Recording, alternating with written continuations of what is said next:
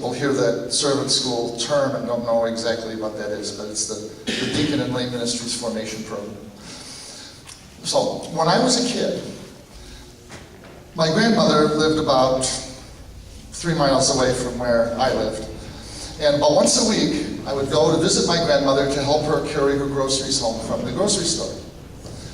So every week, I would go and we would go together to the local mom and pop grocery store. The name of that store was Grassi's. And I would help grandmother pick out her vegetables. There's a young man, I think, in the produce department that would help us get them bagged and weigh them and so forth so they could be paid for and taken home.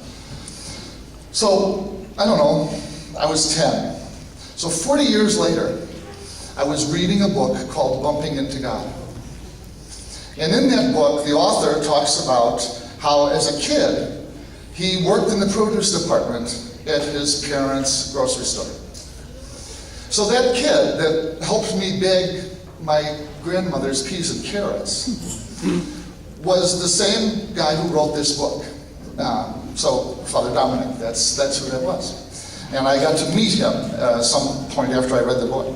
So he's done a little more than bag produce, though, in his life. He tells me now that there was a heavy thumb on the scale when my grandmother was buying her peas and carrots. So anyway,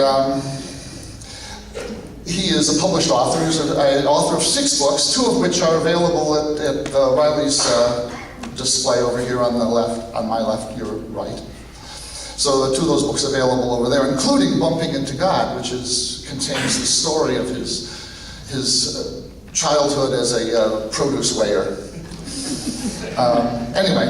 Besides that, well, you can read a lot of what he's done in his bio in your package, but what the bio doesn't include is the fact that he's had a recipe featured on the front page of the Chicago Tribune food section. That's, not everybody can say that. He was named some time ago pastor of a parish called St. Jehoshaphat's. I always think of jumping Jehoshaphat when I hear that. St. Jehoshaphat's in the city, and when he was named pastor of that community, it was a changing community. It had been very traditionally and ethnically Catholic, but it was in a part of the city that was changing very rapidly. So a part of the neighborhood was gentrifying very quickly, and another part of the neighborhood was just becoming much more culturally and economically diverse. So it was a real challenge in that parish, and I think as people saw that situation, that demographic changing, the expectation was that attendance at that parish would diminish. But under Father Grassi's pastorate, it actually grew. He developed the model for the parish, a church to come home to. And it was just what it said it was. It was a place where everybody in the neighborhood felt welcome. He developed a little plaza there, and it became a neighborhood gathering place. And in truth, still that community thrives because of the leadership he developed right at that critical time in its history. Now he's been given subsequently another challenging assignment, and that's where he serves now. So from produce bagger to pastor with much experience, he's grown as I have. So I'd like to introduce my friend, Father Dominic Grassi.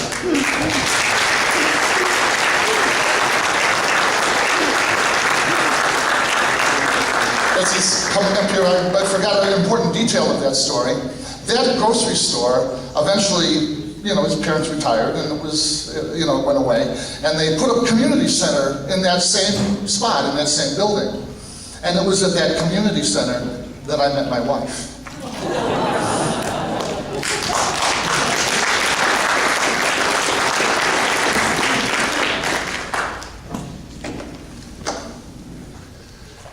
The thumb's still on the scale. From 1 Corinthians, until the Lord comes, therefore, every time you eat the bread and drink of this cup, you are proclaiming his death. And so anyone who eats the bread and drinks the cup of the Lord unworthily will be behaving unworthily toward the body and the blood of Christ. it is good to be with you these couple of days. Seeing you sitting here at the round tables, words come to mind that I realize I haven't spoken in over 35 years. Under the B5, under the G47, under the O72.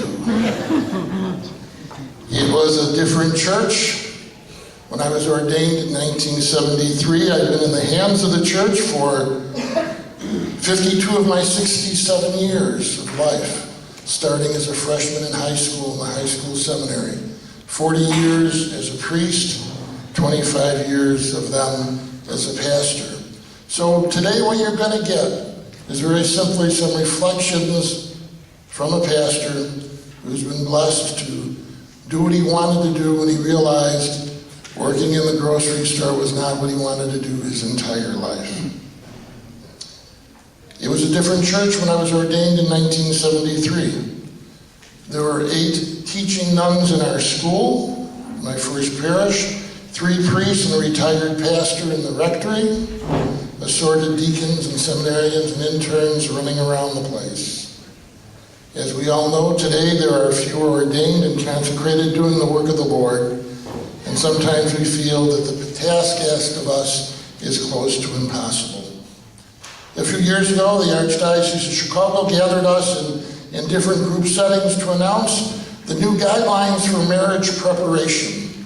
And I'm sitting there listening to these new guidelines and counting the number of meetings that I was expected to have with each of the couples I was going to marry, before their marriage, after their marriage, not including the wedding ceremony, not including the rehearsal. And it was 6 separate meetings. At that time, I was doing 80 weddings a year. Thank God for stick-em notes so I could remember the names.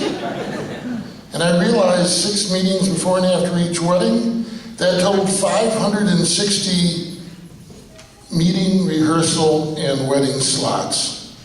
560. Where am I going to find the time for that? And even if I was able to give some, and I did, to cover the rehearsal, cover some of the focus sessions and trainings, I figured it's still going to be about 240, 250 meeting slots I would have to find just for marriage preparation and the sacrament of matrimony. A daunting task. If you look at a lot of wedding albums, people who got married at St. Josephat at those times, there's a very tired-looking priest in some of the pictures. One in particular, where I ended up having to do that rehearsal myself. And I don't know if you have them out here in Idaho, but the bane of our existence in Chicago are wedding planners who were paid by the hour. And so in came this wedding planner. I told her nicely, "You're in my territory now." I did the rehearsal in about 45 minutes, went back to the rectory, told our secretary, about 5 or 10 minutes, you can go and lock up. She came back 45 minutes later. Said, "What happened?" She said, "Wedding planner rehearsed everything all over again." I figured, okay, it's none of my business. Well, she changed everything. And so, very long aisle of the church coming up when the wedding started, the couples did the stutter step, step, pause, step, pause. The girls could get it, the guys were stumbling all the way up. And halfway up, there's a little break in the church, and the guys would kind of peel off to the side. And the girls in the wedding party were taught to take their bouquet of flowers, tilt their heads. The photographer would take their picture, and the guy would rejoin them, and they'd stutter step the way up again. About 8 couples in the wedding. I know some marriages that didn't last as long as the procession. So doing everything in my power to remind myself, this is the couple's day, don't embarrass them, be calm. And the wedding coordinator's in back with their arms folded like, I got you. Okay, comes time for the first reading. First reader goes up to the podium and the photographer runs up and clicks a picture. No problem with that. Second reader, same thing. Comes time for me to do the gospel over at the Hyambo. As I walk over, I notice the flowers have been placed there where they're supposed to be picked up for the trip to Mary's altar later in the wedding. I couldn't help it. I grabbed the flowers, and just as the photographer walked up and snapped my picture.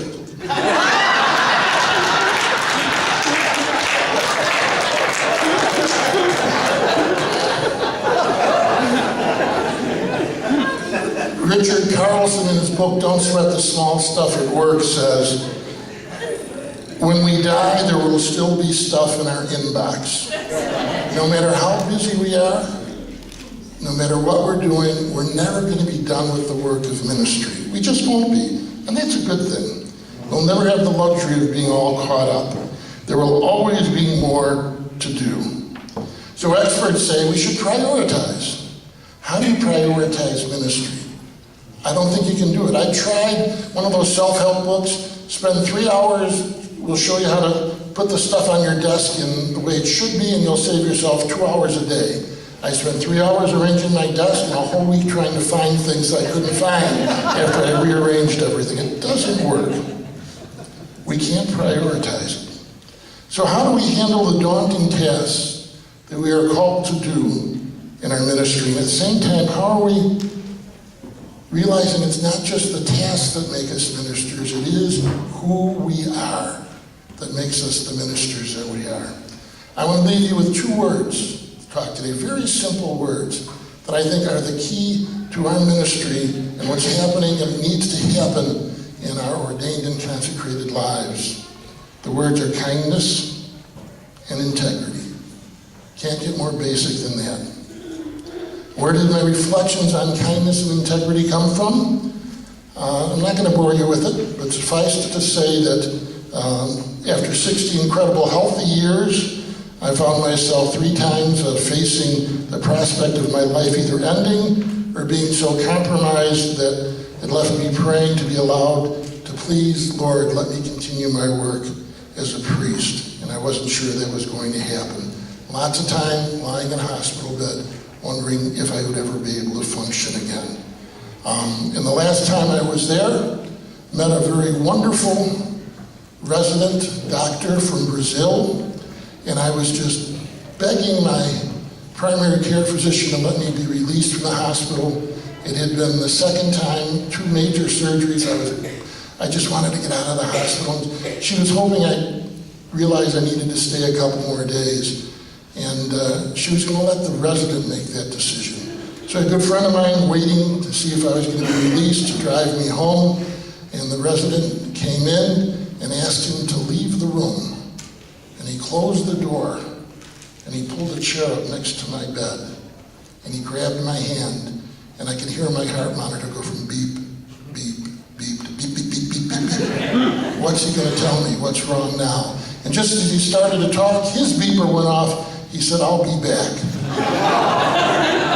And I laid there. And I really said, okay, first time my faith is really, really being tested. Lord, it's in your hands. And I was really trying to pray and struggling with that. And he came back in, sat down next to the bed, said, I want to go to confession before I release you. And I said, that's good, because in my mind I said, his penance is going to be to sign that release paper. So my experience has taught me what must come first in our lives for the sake of our physical, our mental, and our spiritual health is prayer. And more specifically, the apex of our prayer, the Eucharist. That has to be central to everything we do.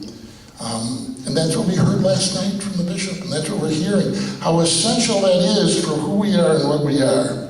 I didn't realize that as a young priest.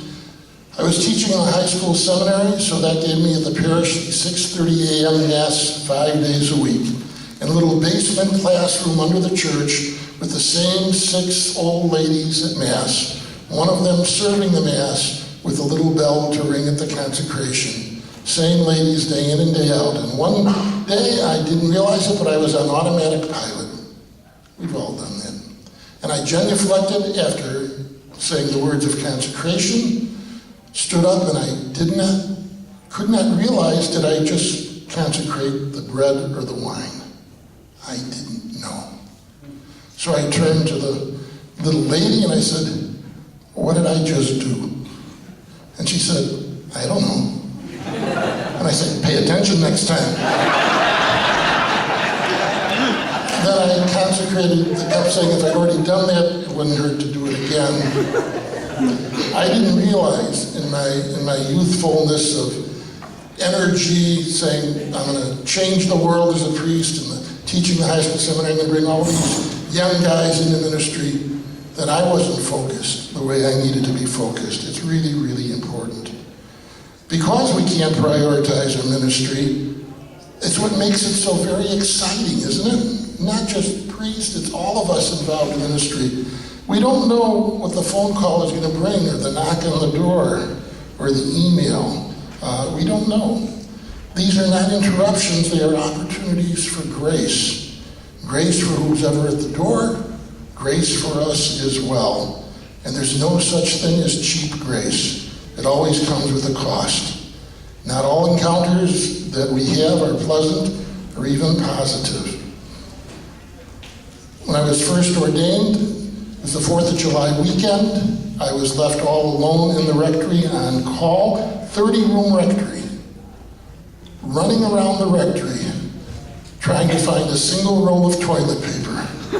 Couldn't find it anywhere. When all of a sudden the doorbell rang, and I answered the door, and a woman looked at me and screamed, "I've got a devil on my back," pushed me aside and walked right into the rectory, into the office, and sat down.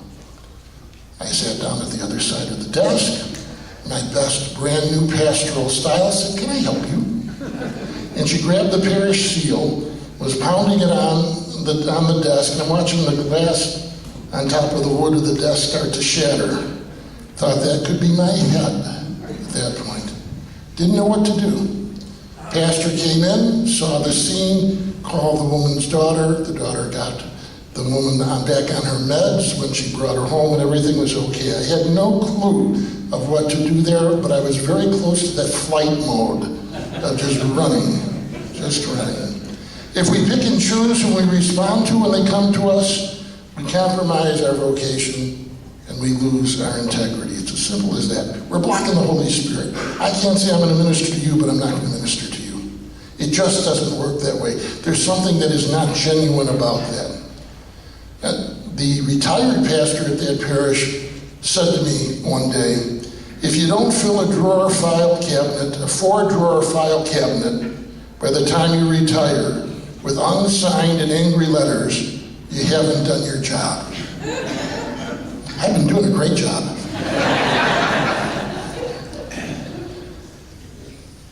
So what do we do then with all of this craziness and volatility and unexpectedness out there? Well, first of all of us called by God to minister in whatever way we are called, we need to take care of ourselves. We need to care for ourselves. We need to be kind to ourselves. Frank McNulty wrote, how does God react when we become one of those people who die in their 40s but wait around for decades to be buried? We know people like that. They're the walking dead. There is no life, there's no spirit. They haven't taken care of themselves. They haven't been kind to themselves. They've poured everything out. You know, and who's going to want to join with us in ministry if we're like that? Who's going to want to come and work with us if they see us like that? If there isn't a flame, if there isn't a fire, why are going to people want to be like us and do the work we're doing? We're all going to die. No need to do it before we breathe our last breath. Life is such a gift, and we waste so much of it.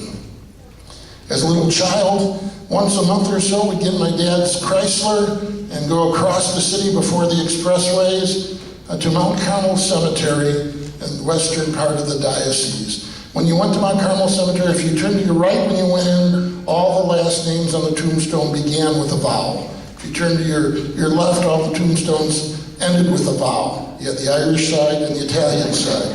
And so as a little kid, I'd be riding in the back seat of the car with my brothers, seeing all these Italian names, and I really believed only Italian people died. I didn't see any other names on there. And we'd go, and then I would see our family tombstone where my sister was buried, my grandparents, Grassi. And one day, my dad asked me, what do you want written on your tombstone when you die? So I said, the year 2050 maybe?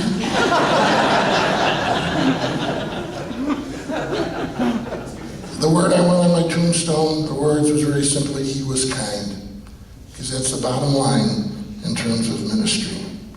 You know, there's lots we can't control, that's okay. That's why we trust in God, and that's the reason we pray. You know, the opposite of prayer is not silence. It's not emptiness. It's not cursing God. It's not forgetting God. It's not despair. It's not being so busy we don't pray. The opposite of praying is whining. It really and truly is.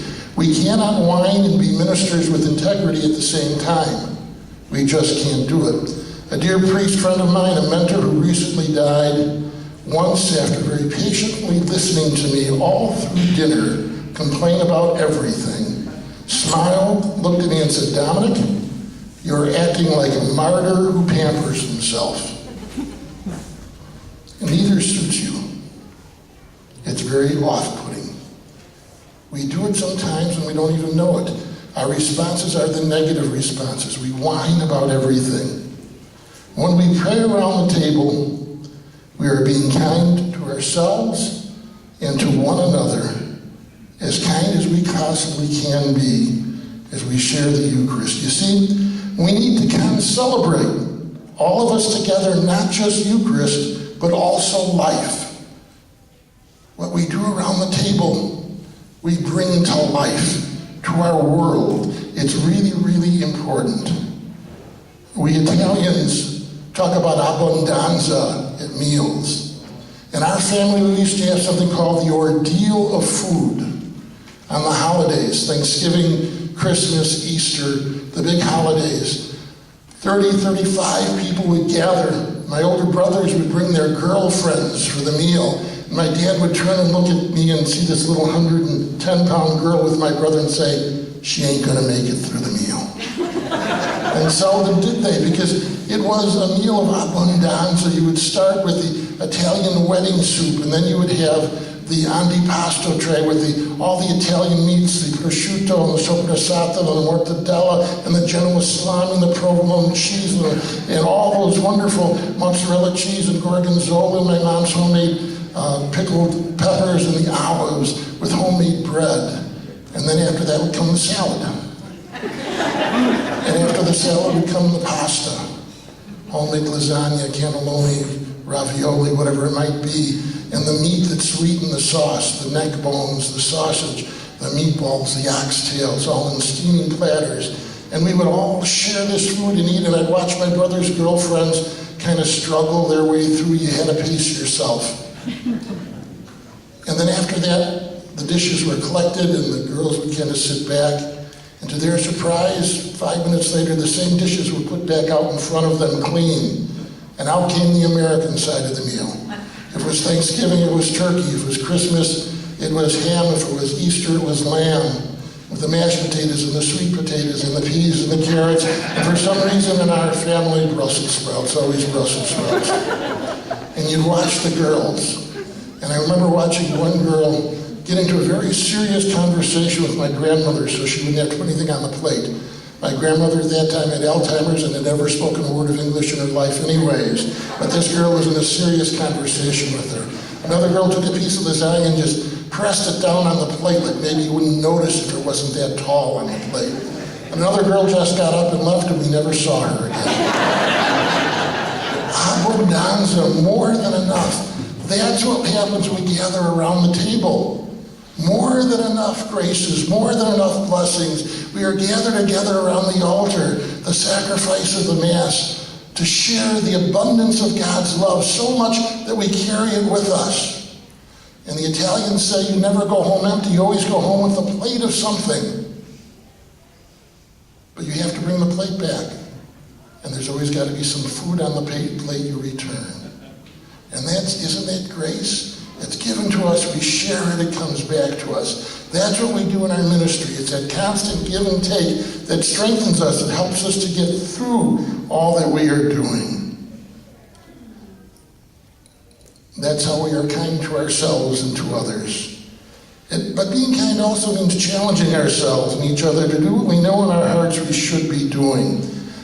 And I don't think that means spending hours in front of a screen, TV, or computer, or hiding in our rooms, or getting caught up in the administrative minutiae, or telling those small lies that we tend to tell to get out of doing some of the work of ministry, or putting other people down who are ministering as well. All that keeps us from being kind to others. We need to look to trust in others for advice and for challenge. I would hope everybody in here has a spiritual director. If you don't, you should. I don't care how old we are, how young we are, what our ministry is. We need somebody, and that spiritual director should not be a mirror image of ourselves. It should be somebody who's different than us, whose theology might be a little bit different, whose spirituality is different, who's going to challenge us. Challenge us to be all that we can be. Very, very important. For 25 years, I had a wonderful spiritual director. I met her at my first parish, African-American woman. She was also the parish accountant, so she also did my taxes. Nobody knew me better than Ruby. And at the 25th year, she had a brain tumor. She was calling everybody to say goodbye to her home, and giving everybody about 5 minutes, lots of people whose lives she's touched. So I went in for my 5 minutes. For a half hour, she held my hands tightly.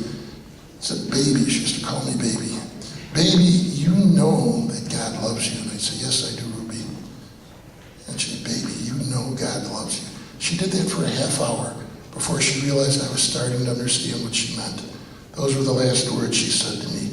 We need a director, somebody who's going to remind us about how much we are loved by God and challenge us on if we're loved by God, how do we share that love with others? And that's how we're going to attract others to who we are and what we do. That's what's going to excite them.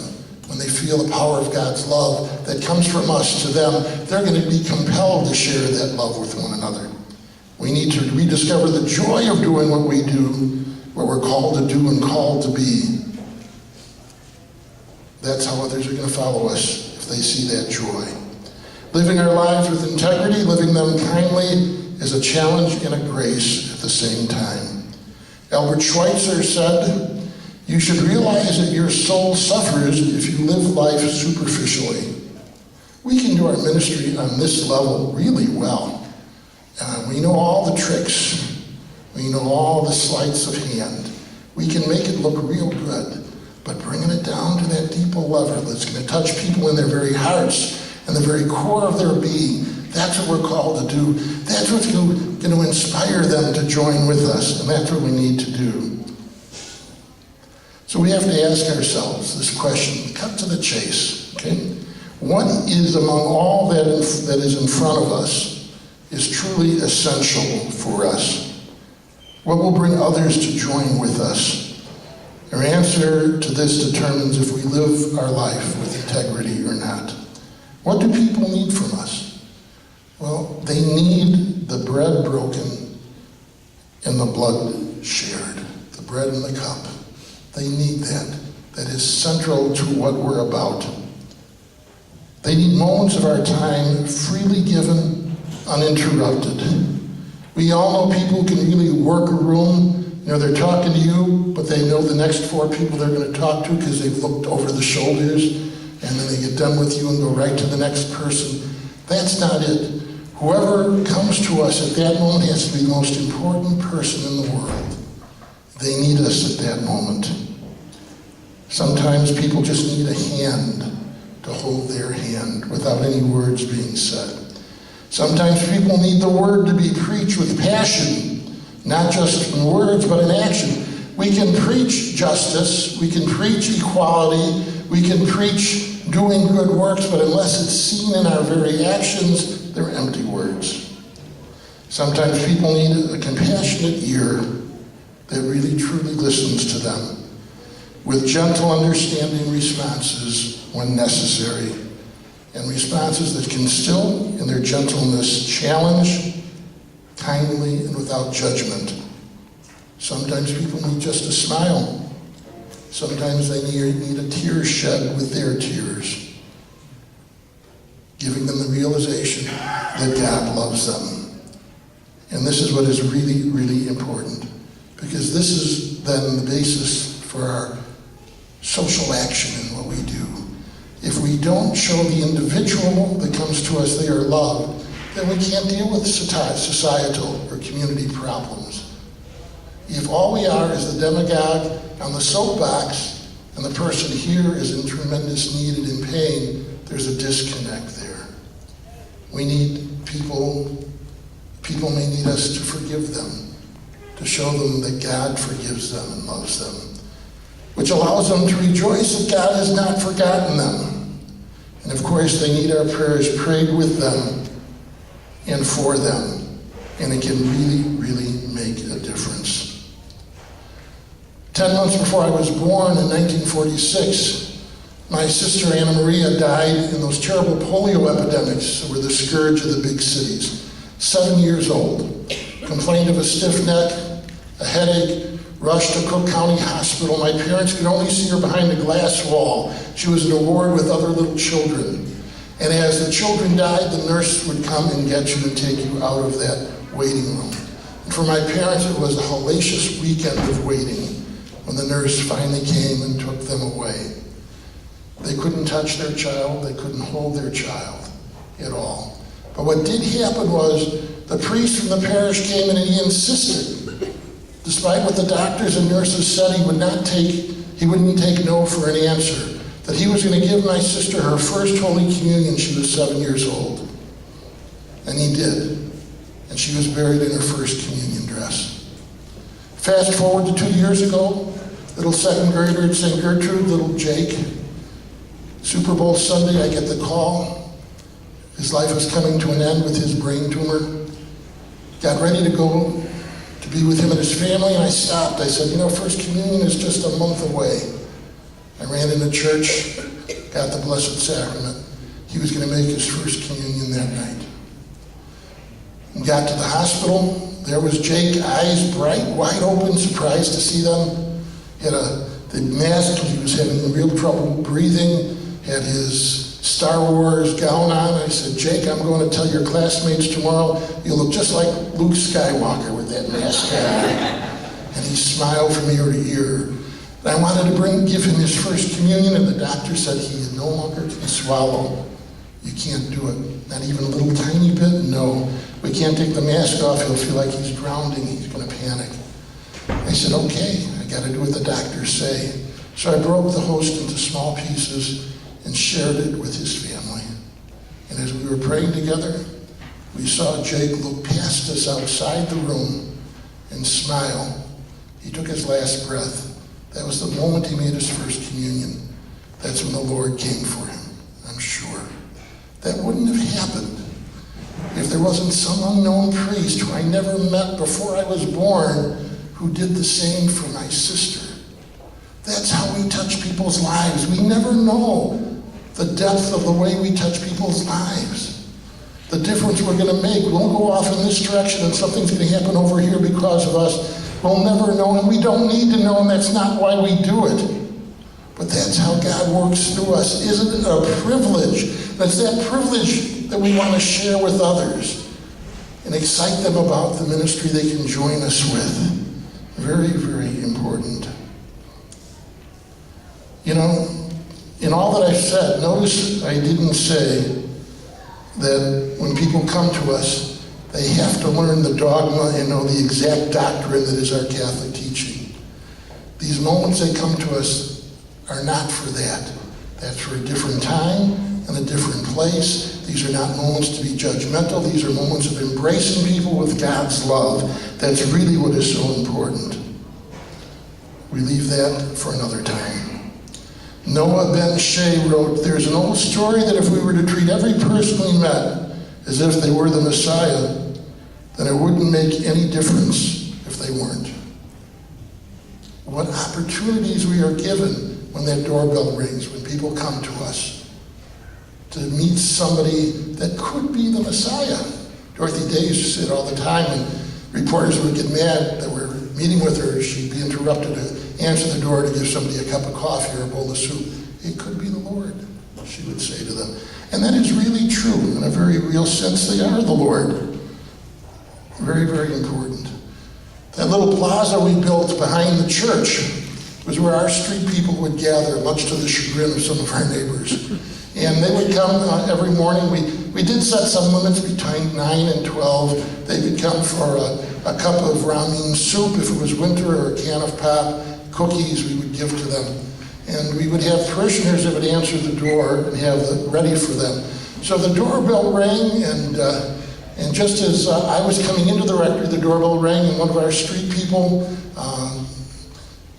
said, I'd like some cookies and some soup, and so would my friend here.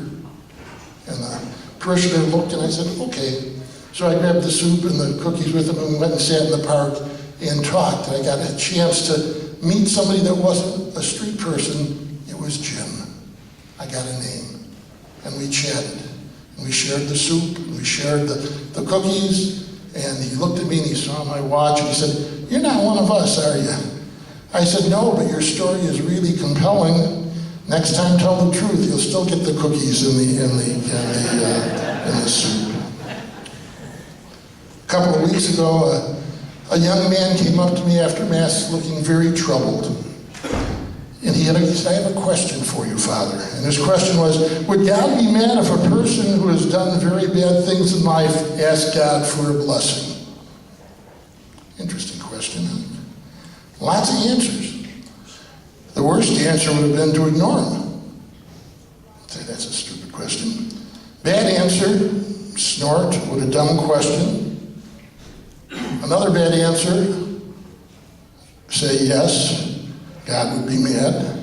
An okay answer would just be say no and then turn to look at another parishioner leaving Mass. A better answer, of course, would be to say, everyone knows that God will bless anyone. Nice generic answer. Best answer, God loves us all. God loves you. Does that help? And he said yes. And then I said, hey, would you like a blessing right now? And he instantly bowed his head. Different levels that we can respond to those who come to us.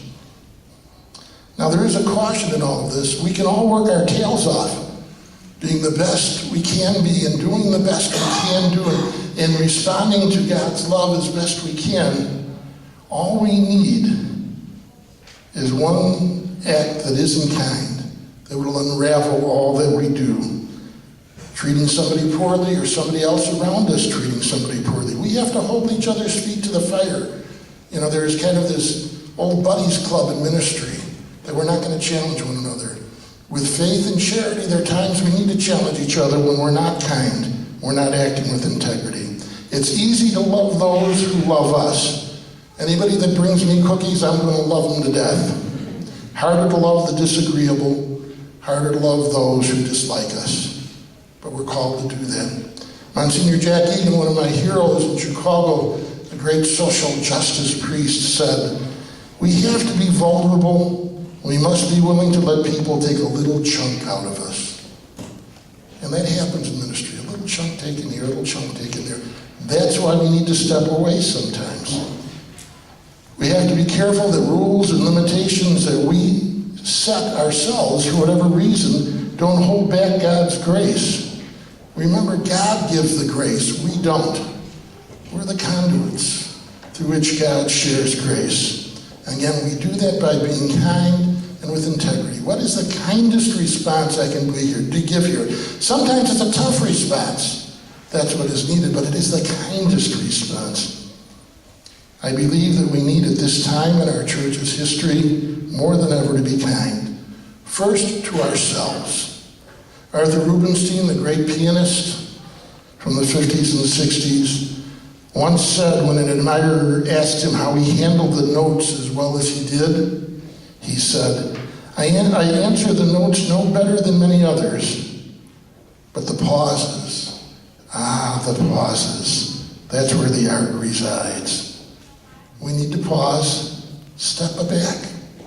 We're ministers, we're not supermen and women.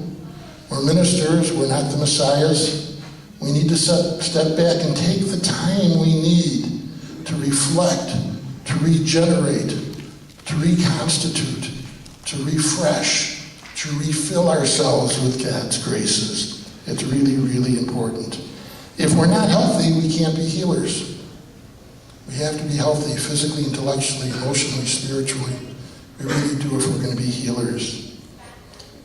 I gave a retreat for deacons in Arlington, Texas, and one of the deacons was telling me what a difficult time he was having. I said, give me an example. He said, well, last spring, my son graduated from Notre Dame University, and that weekend I was on for baptisms in the parish, so I didn't go. He thought I was going to say, oh, that's awful. I did. I said, that's awful. You should have gone. It's awful on a lot of levels. Why didn't you say something to somebody at the rectory and say, this family thing is very important to me, obviously, and it's awful that, how could nobody on the staff know that and share it so somebody else could do the baptisms? We have to be kind to ourselves, and he wasn't doing that. We also have to be kind to others whom we share ministry with. That's very important. There is an urban legend going around Chicago now, and I'm thinking it's true, but I can't say for sure. But there's a story about a newly ordained priest who came into the parish and met the entire staff, the secretary, the pastoral associate, the DRE, and everything else. And the next morning, he came down with his basket of laundry and handed it to the DRE because it was a woman. I don't know if that's true or not, but I hear it from a lot of levels. I also know for a fact of a retired pastor who moved into another parish who was helping with the children's liturgies. And one day at a deanery meeting saying how much he enjoyed doing the deanery meetings, and I bit my tongue till it nearly bled, because a couple weeks before, in the middle of the Mass, when the kids crossed the aisle to join their hands with the Lord's Prayer, liturgically correct or not, he started yelling at them. Stop it, don't do that, that's wrong. So loud and so red in the face it scared some of the kids and they started to cry. Principal came to him afterwards and said, Father, I'm sorry, if there's a problem with that, just tell me, we'll work it out. But that wasn't the place to do it. He said, I'll do whatever I want to do. Here's a guy who says he loves the children. How many kids are going to want to do ministry after being scared by somebody like that? Come on. Was that the time and the place for something like that? And of course, we need to be kind to the people of God. That goes without saying. My first parish assignment, got a call from a man saying, would you bring my mother communion? She's been a shut-in for a good 15, 16 years. And I said, I'll be happy to. So I brought the communion to her house. An African-American woman, the parish had gone from African-American from white to African-American a number of years before, and she was a convert. She had grown up a Baptist on the west side of the city, lived across the street from a Catholic church, saw what a vibrant community of faith that African-American parish was. She joined it, was baptized, her children as well. Then they were able to move because she worked so hard as a nurse's aide. They bought their own house in this parish where the neighborhood was changing, and it wasn't a good change.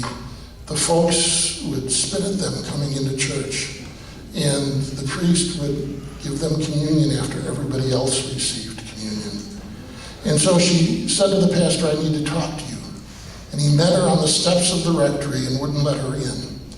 And she said, my children don't want to come to church. They feel like they're being mistreated. Why do they have to wait to go to communion? He said to her, you're an evil woman. Go into church and say 3 Our Fathers and 3 Hail Marys and ask God to forgive you. She told me she went right home. She didn't go to church, didn't feel she had done anything wrong. But because she didn't obey the pastor, she stopped going to communion and hadn't received communion for 15 years. So I apologized to her for the pastor. Keeping somebody from the Eucharist all those years with an act of not being very kind. And when he came back for the parish's anniversary, and this side of the hall was all African American, and this side was all Anglo, he turned this way and said, weren't the old days great? Totally ignoring this side. Why do we do things like that?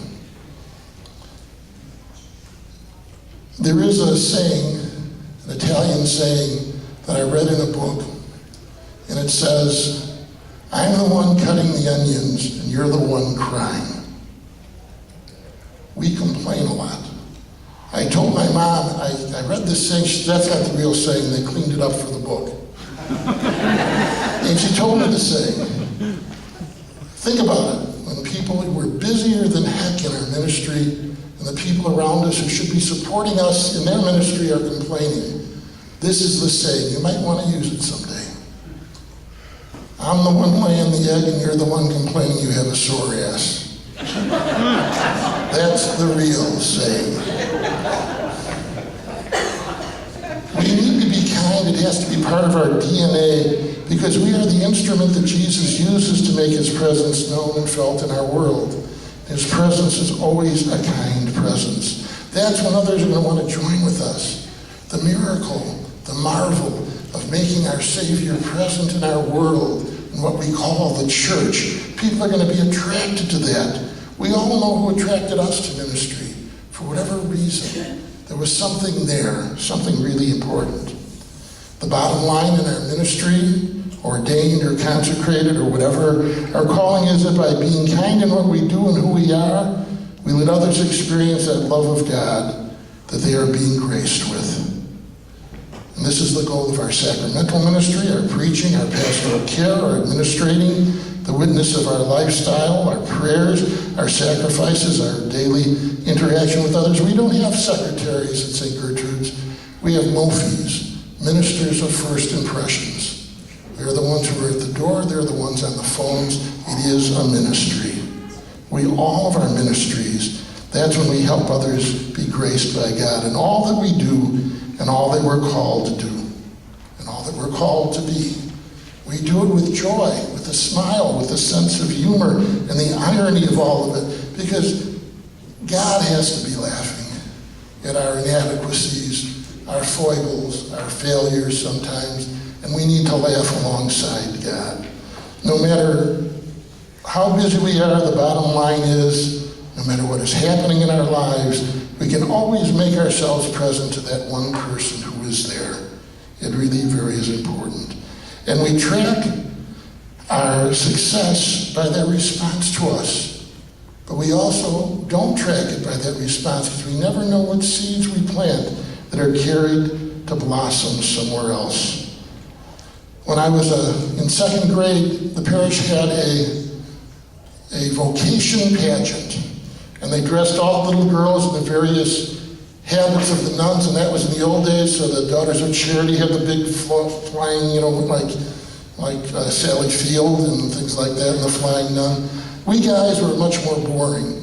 Dominican here, Franciscan here, not much. Diocesan priest, a simple black cassock and a little beretta on. Priest in our parish must have had a very small head because it fit on my head. Second grade, and I had to give the little speech. And the speech I gave was, after attending Quigley, which was a high school seminary, you will be sent to St. Mary the Lake Cemetery instead of seminary. That's the response I got. I ran off the stage into the boys' bathroom and wouldn't come out of the bathroom. Wouldn't come out of the bathroom.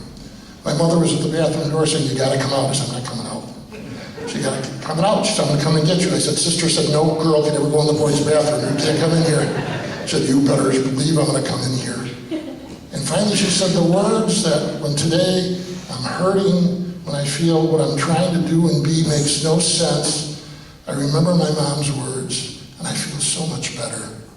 She said, let's go get a hot fudge sundae. It works. Move up to 5th grade in Sister Mary Annette. We are now having a gospel pageant. We get to act out different gospels. I'm going to tell you that, a little bit about that in my homily this afternoon. That was a teaser. Okay? God provides what God needs, what the church needs. I will be with you always until the end of time. I will be there for you. But if we act without integrity and kindness, when we respond to God's call, it just isn't going to happen. It'll be as futile as somebody in the windy city of Chicago deciding they're going to corner the market and print a bunch of baseball caps that say World Champion 2013 Chicago Cubs. That ain't going to happen no matter how hard we try. But each day, if we say yes to the Lord and be open to the graces, if we help each other say yes and be open to the graces, if we bring others to see what we're doing and invite them to experience it with us, we'll talk a little bit about that tomorrow on discipleship, then God's graces can work, and we're going to see that there will be enough.